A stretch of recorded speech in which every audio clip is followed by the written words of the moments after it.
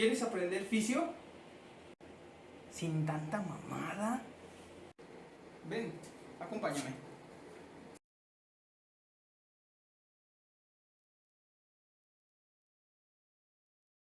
Y bueno, pues bienvenidos a la segunda parte de este tema que es el páncreas, en donde vamos a terminar de comprender entonces la parte funcional del glucagón, porque en la primera vimos tanto la secreción de insulina como la captación de glucosa, principales funciones del páncreas. Y esta que del glucagón, que no es menos importante, pues vamos a ver cómo va a funcionar generando entonces un equilibrio, como lo vemos aquí en pantalla. La insulina, como ya lo vimos en el capítulo pasado, y si no lo ha visto, vaya a verlo, lo recomiendo mucho, para poder comprender estos pequeños aspectos y chistes locales que nos aventamos para poder entender estas funcionalidades, ¿ok? Como ya lo vimos en la clase pasada, la insulina es la hormona que mantiene la homeostasis de la concentración plasmática de glucosa. A mayor glucosa, mayor producción de insulina, para que haga la función de llavecita y que ya vimos, acuérdense, vayan y vean el video pasado, en donde la insulina era una llavecita que va al músculo principalmente y funciona como una puerta para dejar entrar a la glucosa, si se acuerdan. Entonces el glucagón, por su parte, desempeña una función como quien dice de apoyo. Esta homeostasis requiere entonces mucha comunicación entre estas dos personas o entre estas dos moléculas, ¿sale? Como una pareja de recién casados, porque si no hay comunicación entre uno y otro, pues entonces se viene abajo esta relación, ¿va? Y es importante esto, ya que, por ejemplo, el encéfalo, nuestro amigo encéfalo que vemos aquí en pantalla, pues usa la glucosa plasmática como su fuente de energía primaria, ya que el encéfalo, cerebro o como quieran llamarlo, es aproximadamente su energía que utiliza es aproximadamente del 60% de glucosa, no de energía, perdón, de glucosa, ¿sale? Esto es las cantidades necesarias que necesita el cerebro para poder funcionar adecuadamente, ¿ok? Y esto cuando una persona se encuentra en reposo, ¿va? ¿Por qué digo en reposo? Bueno, aquí lo vamos a dejar así como entre paréntesis. Una persona en reposo, porque una persona en un estado de actividad física elevado, como vemos aquí en nuestra querida pera animada, pues vemos que más o menos el metabolismo de la glucosa en el músculo esquelético puede aumentar hasta 10 veces más, ¿sale? Un aumento de 10 veces más el funcionamiento del metabolismo de glucosa. ¿Y esto por qué es importante? Porque nos va a ayudar entonces a que nuestro cuerpo, aunque estemos en una actividad física importante, podamos entonces, nuestro músculo va a decir, yo quiero más glucosa y más glucosa y más glucosa para poderse nutrir. Por eso aumenta más o menos 10 veces más, ¿sale? No es por ciento, perdón, es 10 veces más. Y esto es importante, como les digo, pues para tener un metabolismo adecuado, para que tanto el glucagón como la insulina se lleven una homeostasis perfecta. Así sea necesario que aumente el metabolismo de la glucosa, pues entonces tanto el cerebro como la glucosa, como el páncreas, como el hígado, que vamos a ver a continuación, van a hacer una función adecuada para que se genere esta homeostasis que tanto estamos buscando. Y entonces, por eso les digo que estas hormonas de los islotes pancreáticos regulan la capacidad del hígado para producir glucosa a partir de glucógeno, que es lo que vamos a ver ahorita, y las moléculas también que no son carbohidratos, que también se encuentran almacenados, para secretarlos a la sangre y que de ahí se obtengan las cantidades necesarias para poder obtener esta homeostasis que tanto les digo otra vez. Entonces, como ya les dije y ya vimos en las clases pasadas, en los videos pasados, y si no, pásese para que lo vea, no voy a cansarme de repetir eso, para podernos entender en lo que nos quedamos. Los mecanismos que regulan la secreción de insulina y el glucagón, los de insulina ya los vimos, los de glucagón ahorita los vamos a ver, y las acciones de las hormonas normalmente evitan las concentraciones plasmáticas de glucosa que aumenten por arriba de niveles normales de 170 miligramos sobre decilitro. Después de comer es normal que la glucosa esté en estos rangos de 170 para abajo. Entonces, nuestro cuerpo y nuestros sistemas hormonales quieren evitar que suba estos 170 miligramos sobre decilitro, ¿ok? Después de la comida. Y que disminuyan, también va a evitar que bajen, valga la redundancia, que bajen por abajo de 50 miligramos sobre decilitro. ¿Okay? Esto también se debe de evitar. Por eso nuestro sistema de homeostasia trabaja duro para poder evitar este tipo de problemas. Un problema que nos lleva a un aumento de estas cifras nos puede haber daños en los tejidos y el desarrollo obviamente de diabetes. ¿Ok? Ese es uno. Y por abajo de estos niveles puede llevarnos a daño neuronal. Y cambios de personalidad y cosas así que ahorita vamos a ver. ¿Ok? ¿Esto por qué se da? Es importante porque la glucosa anormalmente alta en la sangre, como les digo, daña a la diabetes, etcétera, etcétera, pero ocurre porque la glucosa entra a las neuronas, estas neuronas esta glucosa que la vamos a pintar aquí como bolita de azul, y bolita de azul, vamos a ver más bolitas azules porque hay una cantidad adecuada de glucosa en la sangre. Acuérdense que todo este tubito de aquí es el torrente sanguíneo y entonces, como hay una cantidad adecuada de glucosa, entonces se genera un gradiente de concentración que por gradiente de concentración y difusión facilitada entran directamente estas moléculas de glucosa a la neurona, ¿sale? De manera directa. Entonces, ¿qué es lo que pasa? Si empieza a haber una disminución de estos niveles de glucosa, este gradiente de concentración se rompe y entonces automáticamente la neurona se queda también sin glucosa, sin energía y sin metabolismo. Por eso es importante, porque ya les dije que el encéfalo más o menos gasta el 60% de producción de glucosa para él solito, ¿sale? Entonces esto nos va a ayudar a entender por qué baja este gradiente de concentración de glucosa. Y entonces, si baja este resultado, nos va a dar debilidad. Principalmente nos puede ocasionar debilidad.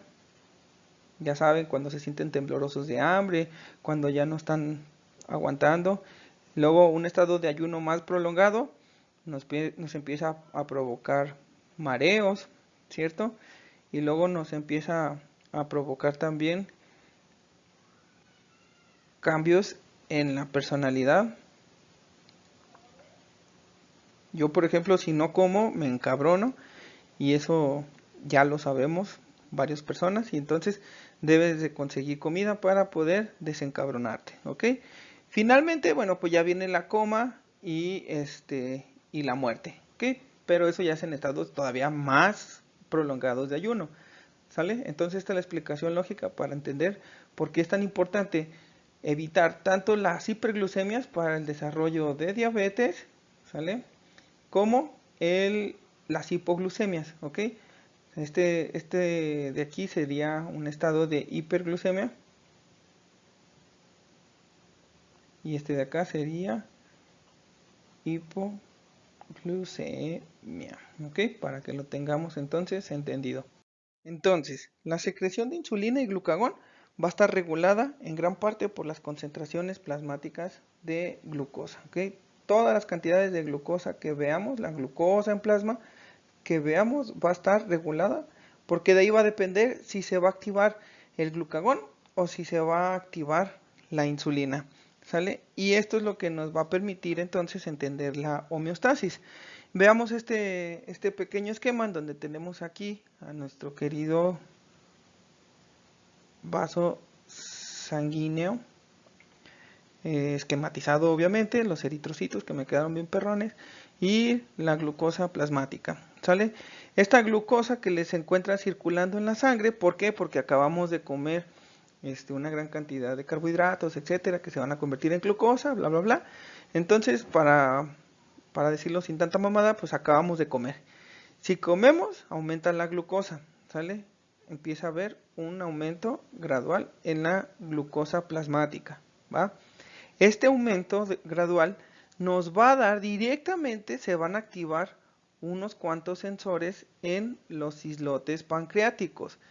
Estos islotes pancreáticos funcionan primero que nada como sensor. Tiene un sensor específico que detecta que hay niveles aumentados de glucosa, ¿sale? Es como si tuviéramos un Jarvis interno en donde nos va diciendo, señor, tenemos glucosa elevada. Y entonces, pues ahí mismo tenemos que indicar la Jarvis que se tiene que disminuir, ¿sale? También otra función es que es un centro integrador, porque también ahí se integran las células alfa y las células beta que van a producir el glucagón y la insulina principalmente, como ya se los he dicho. Por eso, al producirlo, se hace también un efecto, valga la redundancia, efector, ¿vale? Entonces, todas estas son las tres funciones principales que tiene el islote pancreático. Volvamos a este ejemplo. Acabamos de comernos una hamburguesa y un refresco, ¿sale? Entonces, los niveles de glucosa aumentan en nuestra sangre. La glucosa, acuérdense en el otro video, tienen que meterse a su casita, ¿ok? Al músculo. Entonces, hay un aumento de glucosa, se activa el sensor de glucosa y entonces, ¿qué es lo que va a ocurrir? Las células alfa, ¿sí? Van a estar tranquilitas, dormiditas, y por lo tanto no hay una producción de glucagón. Pero las células beta, entonces, empiezan a trabajar arduamente. Al trabajar arduamente, empiezan entonces con una producción alta de insulina. Acuérdense, y si no, vayan a ver el otro video, que la insulina sería la llave precisa que va a viajar a la casita directamente del músculo, a las células musculares, para poder entonces aumentar la captación y por lo tanto la utilización de glucosa, ¿sale? ¿Para qué? Para que automáticamente entendamos aquí que la glucosa plasmática empieza a disminuir de la sangre, porque acuérdense que toda esta glucosa que ya vimos logró entrar a su casita, ¿va? Y entonces al entrar a su casita ya podemos tener un funcionamiento normal. Y si se fijan entonces podemos entender que se hace todo lo contrario al tratar de mantener la homeostasis, o sea, otra vez que empezara el ciclo de una glucosa plasmática elevada, ¿sale? Y entonces aquí podemos observar la retroalimentación negativa presentada en otro ejemplo, ¿sale? Entonces, como ya les había dicho, tenemos a los tres tipos de función que tiene como sensor, centro integrador y efector el islote pancreático, ¿ok? Entonces, ahora van a detectar por su parte que les digo que es de sensor, va a detectar una disminución de glucosa, porque ya en el ejemplo pasado acabábamos de comer. Pero luego ya pasaron nuestras horas de comer y empezamos a sentir hambrita, ¿vale? Entonces, ¿qué es lo que pasa? Empezamos a sentir hambrita porque los niveles de glucosa en sangre se apagaron, ¿sale? Si se apagan entonces, o más bien se disminuyen los niveles de glucosa en sangre, ¿qué es lo que va a pasar? Al contrario de lo que pasó en el otro ejemplo, aquí va a haber un aumento gradual del glucagón, ¿sale? Las células alfa ahora son las que se prenden y empiezan a producir el glucagón.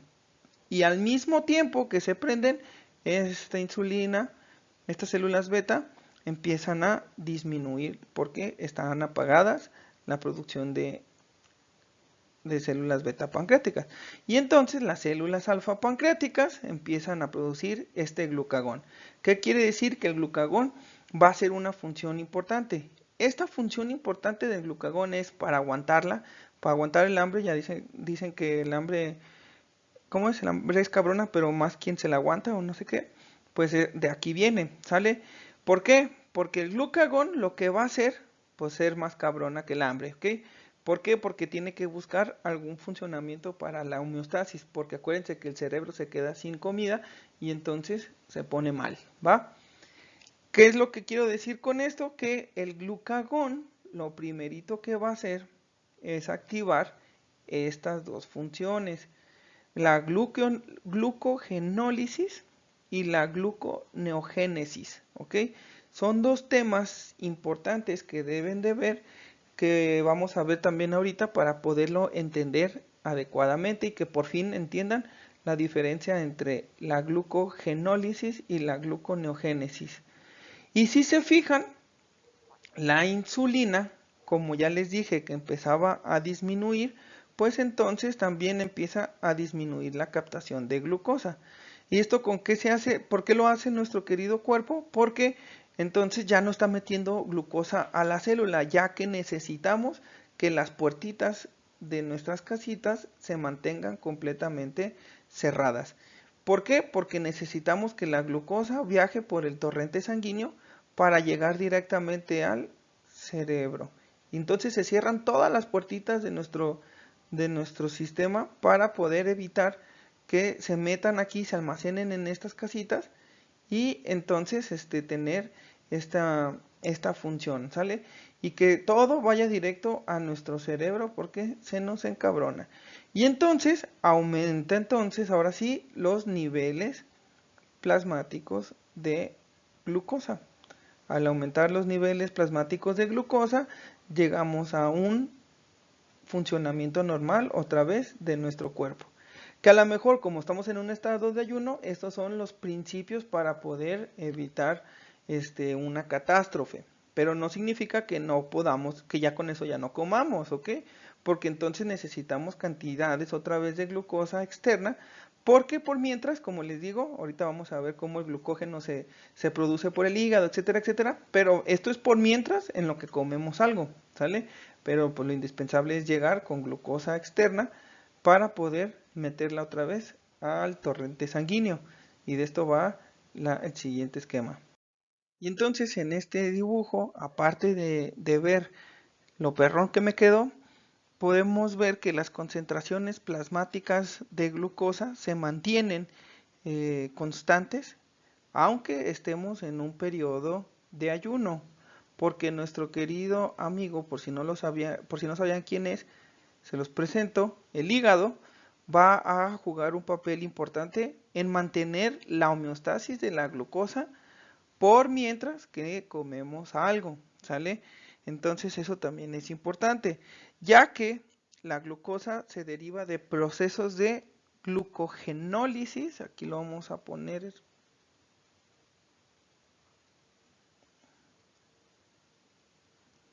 glucogenólisis, y el otro concepto es gluconeogénesis. ¿Ok? Son dos temas que o dos conceptos que deben de aprender, porque de aquí son promovidos por una secreción alta de glucagón, junto con una secreción baja de insulina.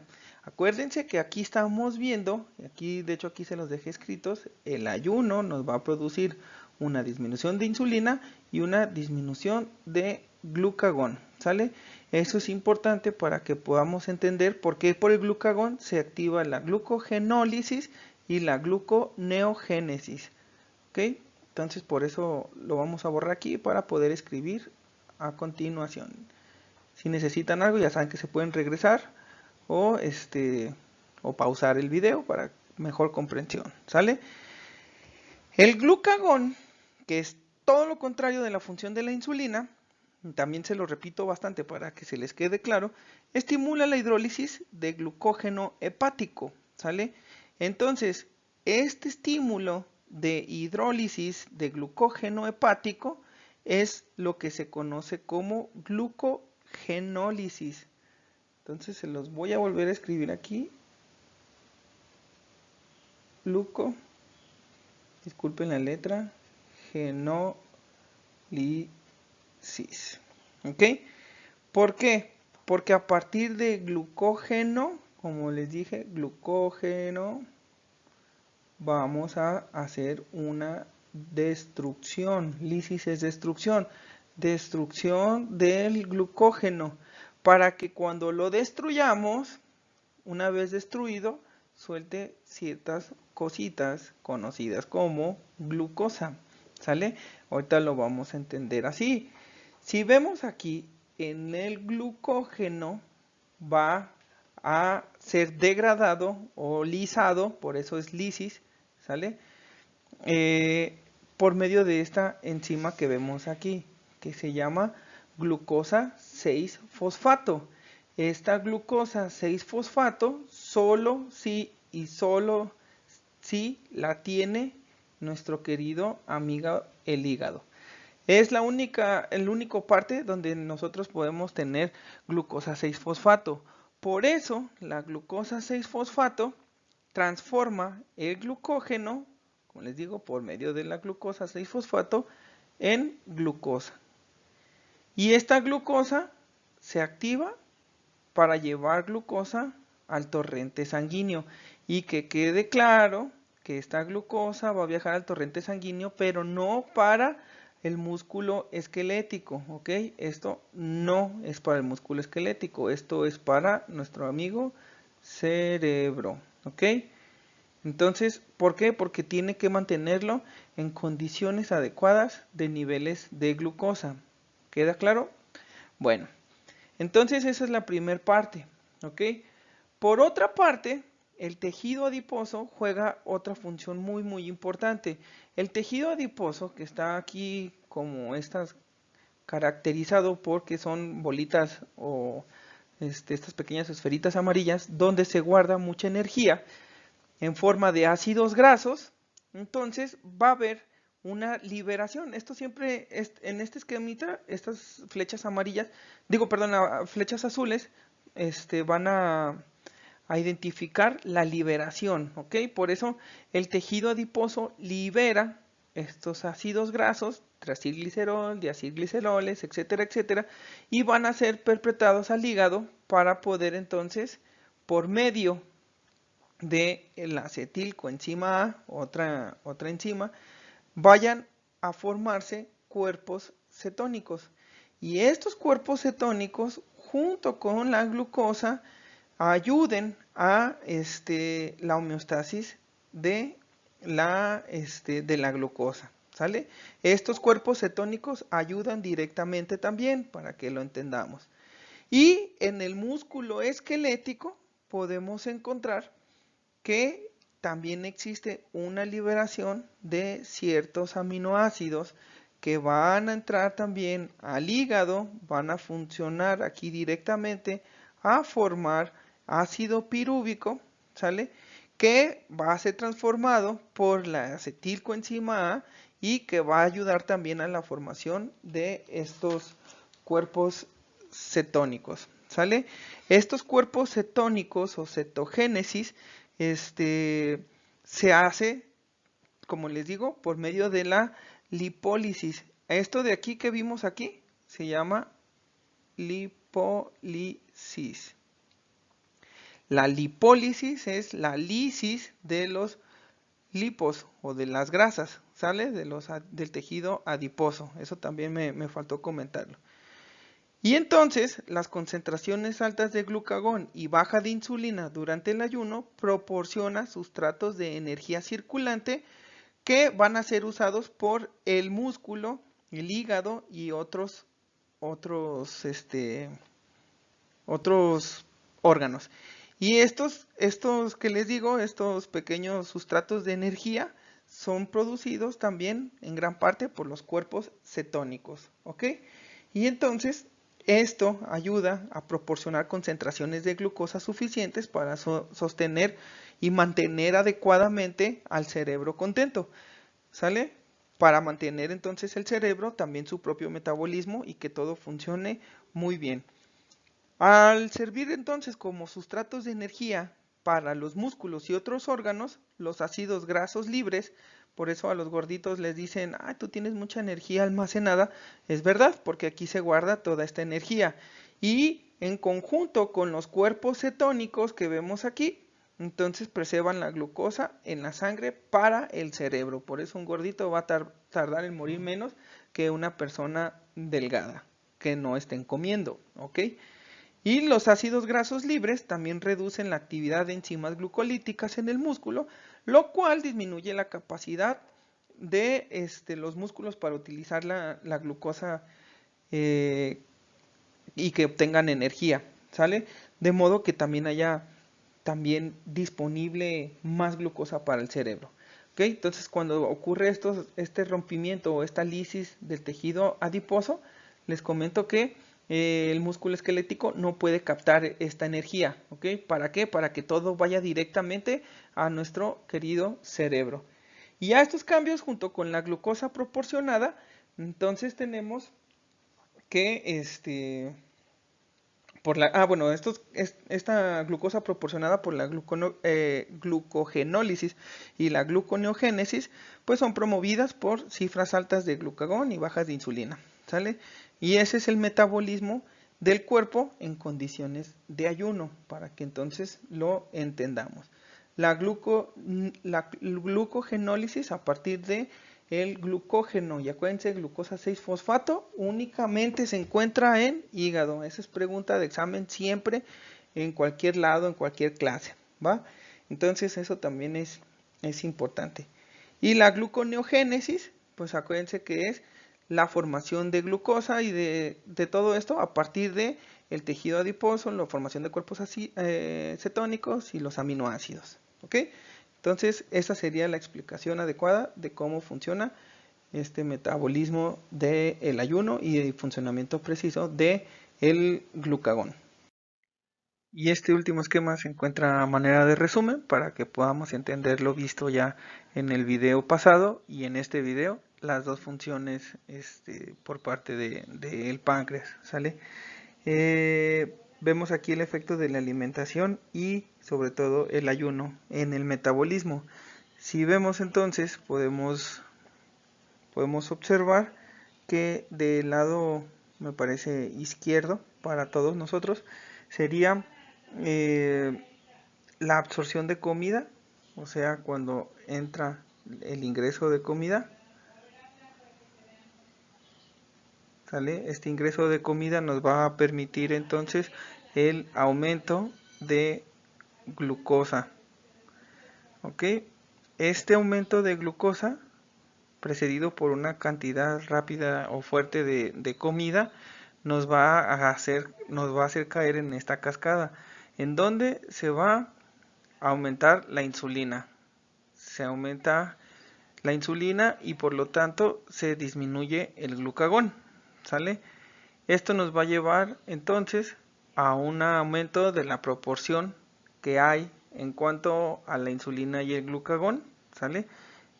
Y esto nos va a ayudar a la formación de glucógeno, de grasas y de proteínas, para que de aquí ya en la sangre se vea reflejado directamente la disminución directa de glucosa por la captación que previamente hubo gracias a la producción de insulina, la disminución de aminoácidos porque ya se metieron al músculo también, de ácidos grasos porque ya se acomodaron y se almacenaron también, y la disminución de los cuerpos cetónicos. Y en un estado de ayuno podemos encontrar entonces la disminución de la glucosa, y esta disminución de la glucosa pues nos va a llevar entonces a todo lo contrario del lado izquierdo, ¿sale? Entonces el lado derecho nos va a proporcionar un decremento en la insulina, aumento en el glucagón, un decremento en la proporción de insulina-glucagón, lo que nos va a llevar a una hidrólisis de glucógeno, grasas y proteínas, más la gluconeogénesis y cetogénesis, y entonces en la sangre se va a ver reflejada el aumento de glucosa, de aminoácidos, ácidos grasos y cuerpos cetónicos, como se los presenté en la diapositiva de el hígado. ¿Sale? Entonces con esto ya podemos tener en consideración que hemos terminado la parte metabólica de páncreas, y con esto podemos entender las perlas necesarias para poder por lo menos pasar con buena calificación en mi clase, ¿sale? Pero generalmente lo que acabamos de ver es lo que finalmente vemos en todas las clases, casi todos los maestros lo abarcan de esta manera, y con esto poder entender sobre el metabolismo tanto de la glucosa como del funcionamiento adecuado del páncreas. Por mi parte es todo, y no olviden suscribirse y darle like a la campanita, ¿sale? Los aprecio demasiado porque de verdad me han ayudado muchísimo, y les mando un fuerte saludo a todos, sobre todo a mis alumnos y a mis exalumnos que me están viendo, y pues a todo el público en general, aunque no los conozca. Muchas gracias.